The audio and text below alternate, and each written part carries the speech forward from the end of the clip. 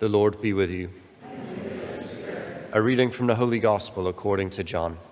Glory to you, O Lord. Jesus said to his disciples, "As the Father loves me, so I also love you. Remain in my love.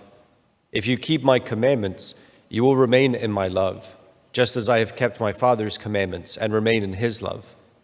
I have told you this so that my joy might be in you, and your joy might be complete."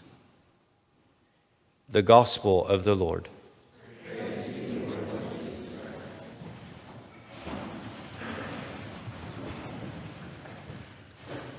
Yeah, nice little short gospel passage we have for our celebration of Mass today.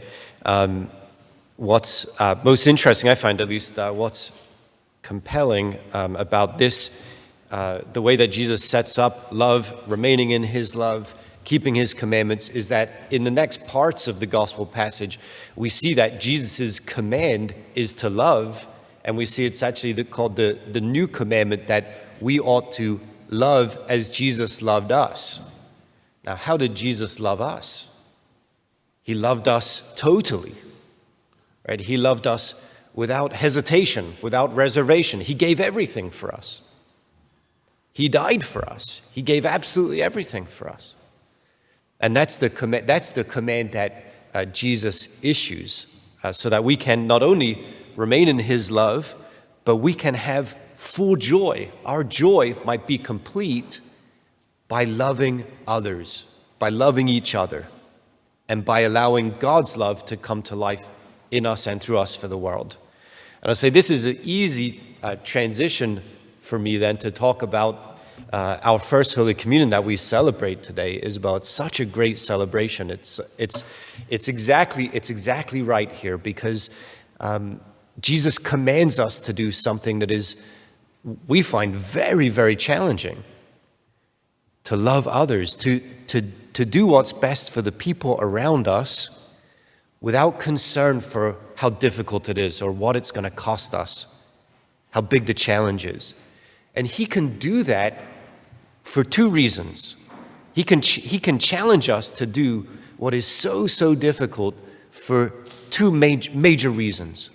One, he has done it for us. He has given everything for us. And two, he nourishes and sustains us with his own life of love that he gives us, especially in the gift of the Eucharist. And we have to remember that day in, day out. It's why it's so good for us to celebrate an occasional First Holy Communion in our regular Masses, because we have to recapture some of the intense love and joy that comes with communion. First, or 101st, or 1001st, or whatever number you guys are up to, right? We have to recapture the joy. We have to appreciate with ever greater thankfulness the gift that Jesus gives us, and we have an opportunity to do that today as we celebrate your First Holy Communion, Isabel. So this is it. Jesus gives us his own life for a reason. And I know I now have all the kids who haven't received communion sitting in front of me. Whenever we turn to Jesus in prayer, he gives us this strength of his own life of love. Right? Communion in a special way. We're receiving his body and blood so that we can become his body and blood. But each and every one of us is called to that great task, the great command, to love one another as I have loved you. We hear from Jesus. So we look at Jesus. We pray to him. We see in him what it is we must be. And we entrust ourselves to him.